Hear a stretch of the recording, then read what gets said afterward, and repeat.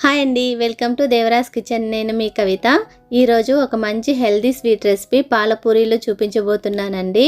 ఈ పూరీలను పిల్లలకు చేసి పెట్టారంటే మళ్ళీ మళ్ళీ అడిగి మరీ తింటారు. అంత టేస్టీగా ఉంటాయి, అంతే హెల్దీ కూడా. మరి ఈ పాల పూరీలు ఎలా చేయాలో చూసేద్దాం రండి.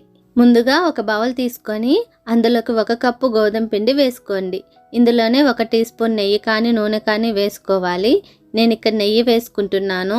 ఇందులోనే 1/2 టీ స్పూన్ సాల్ట్ వేసుకొని మొత్తం ఒకసారి కలిసేంతలా బాగా కలుపుకోవాలి. ఇప్పుడు కొంచెం కొంచెం నీళ్లు పోసుకుంటూ పిండి మొత్తం కలిసేంతలా ఇలా గట్టిగా ఒత్తుకుంటూ చపాతీ పిండిలా సాఫ్ట్గా కలుపుకోవాలి. ఇలా సాఫ్ట్గా కలుపుకున్న తర్వాత ఇప్పుడు మూత పెట్టుకొని ఒక 1/2 అవర్ నానబెట్టుకోండి. ఇప్పుడు ఒక మిక్సీ గిన్నెని తీసుకొని ఇందులోకి 6 బాదం పప్పులు ఇలా ముక్కలుగా కట్ చేసుకొని వేసుకోండి.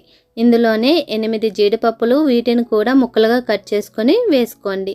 మీ దగ్గర బాదం పప్పు లేకపోతే ఓన్లీ జీడిపప్పు అయినా ఒక 10-15 తీసుకోండి, సరిపోతుంది.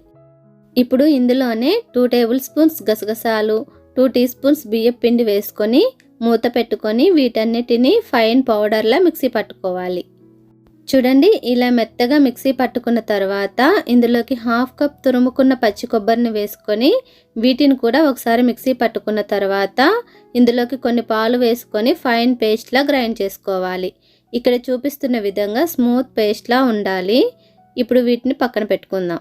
ఇప్పుడు ఇలా అడుగు మందంగా ఉండే గిన్నెని తీసుకొని ఇందులోకి కొంచెం నీళ్లు పోసి ఒకసారి తిప్పి ఈ నీటిని తీసేయండి. ఇలా చేయడం వలన మనం పాలు వేడి చేసేటప్పుడు గిన్నెకి అడుగంటుకోకుండా ఉంటుంది. ఇప్పుడు ఇందులోకి మనం గ్రైండ్ చేసి పెట్టుకున్న బాదం కొబ్బరి పాల పేస్ట్ని వేసుకుందాము. ఈ మిక్సీ గిన్నెలో కొన్ని పాలు పోసి కలిపేసి అవి కూడా ఇందులోకి పోసేసుకుందాము.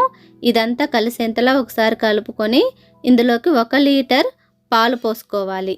ఇప్పుడు వీటిని స్టవ్ మీద పెట్టుకొని లో ఫ్లేమ్లో కలుపుకుంటూ వేడి చేసుకోవాలి. ఈ పాలు వేడయ్యి చిక్కపడటానికి 1/2 అవర్ టైం పడుతుందండి. అంతవరకు కలుపుకుంటూ లో ఫ్లేమ్లోనే వేడి చేసుకోవాలి. ఈ పాలను కలపకపోయినా హై ఫ్లేమ్లో పెట్టి వేడి చేసినా అడుగు పట్టేసి పాలు విరిగిపోయే ఛాన్స్ ఉందండి. కాబట్టి చూసుకుంటూ చిక్కగా అయ్యేంత వరకు లో ఫ్లేమ్లో కలుపుకుంటూ వేడి చేసుకోవాలి. నాకు ఇక్కడ పాలు చిక్కపడడానికి 1/2 అవర్ టైం పట్టిందండి. 1/2 అవర్ తర్వాత ఇలా పాలు చిక్కబడుతున్నప్పుడు ఇందులోకి 3/4 కప్పు కండెన్స్డ్ మిల్క్ వేసుకోండి. మీ దగ్గర కండెన్స్డ్ మిల్క్ లేకపోతే 3/4 కప్పు షుగర్ వేసుకోండి, సరిపోతుంది. ఇప్పుడు ఈ పాలని 10 మినిట్స్ మరిగించుకుందాము. ఇందులో కండెన్స్డ్ మిల్క్ వేయడం వలన మంచి టేస్ట్తో చాలా బాగుంటుందండి. పాలు కూడా త్వరగా చిక్కబడతాయి. మీకు ఇంకా పాలు చిక్కగా రిచ్ టేస్ట్తో మంచి కలర్ రావాలి అనుకుంటే ఇందులోకి 1/2 కప్ మిల్క్ పౌడర్, కొంచెం కుంకుమ పువ్వు వేసుకోండి. మంచి కలర్తో పాటు టెక్స్చర్ కూడా చాలా బాగుంటుంది. ఇప్పుడు ఈ పాలని ఒక 10 మినిట్స్ మరిగించిన తర్వాత ఇప్పుడు మనం ఇలా గరిటెతో చెక్ చేసుకుంటే టెక్స్చర్ ఈ విధంగా ఉండాలి. ఇప్పుడు స్టవ్ ఆఫ్ చేసుకొని దింపేసుకుందాం. ఇవి చల్లబడితే ఇంకా చిక్కగా వస్తాయండి.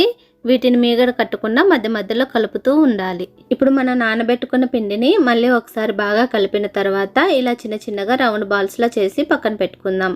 ఇప్పుడు ఒక చపాతీ ముద్దను తీసుకొని కొంచెం పొడిపిండి చల్లుకొని పల్చగా ఒత్తుకోవాలి. ఇవి ఆయిల్లో వేసినప్పుడు పొంగకుండా ఒక ఫోర్క్ని తీసుకొని ఇలా ఘాట్లు పెట్టుకోవాలి.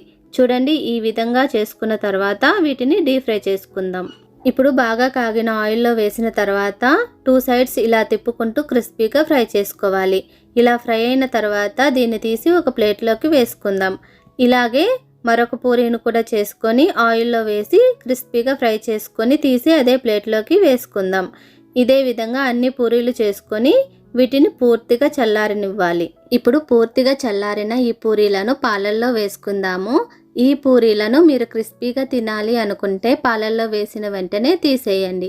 సాఫ్ట్గా తినాలి అనుకుంటే ఒక 3 మినిట్స్ పాలల్లో ఉంచితే సాఫ్ట్గా అవుతాయి. అప్పుడు సర్వ్ చేసుకోండి. ఇలాగే అన్ని పూరీలను పాలల్లో వేసుకుందాము. ఈ పాలను ఫ్రిడ్జ్లో పెట్టుకుంటే 2 డేస్ అయినా ఉంటాయండి. మనకు ఎప్పుడు కావాలంటే అప్పుడు పూరీలు చేసుకొని హ్యాపీగా తినేయచ్చు. ఇలా ఈ పూరీల మీద పాలు పోసుకొని సర్వ్ చేసుకోండి. అంతేనండి, ఎంతో టేస్టీగా ఉండి పిల్లలైతే ఎంతో ఇష్టంగా అడిగి మరీ తినే ఈ హెల్దీ పాల పూరీలను ఇంట్లో ట్రై చేసి ఎలా వచ్చాయో మీ ఫీడ్బ్యాక్ని మాకు కామెంట్లో తెలియచేయండి. అలాగే ఈ వీడియో మీకు నచ్చినట్లయితే లైక్ చేయండి, షేర్ చేయండి, సబ్స్క్రైబ్ చేసుకోండి. Thanks for watching.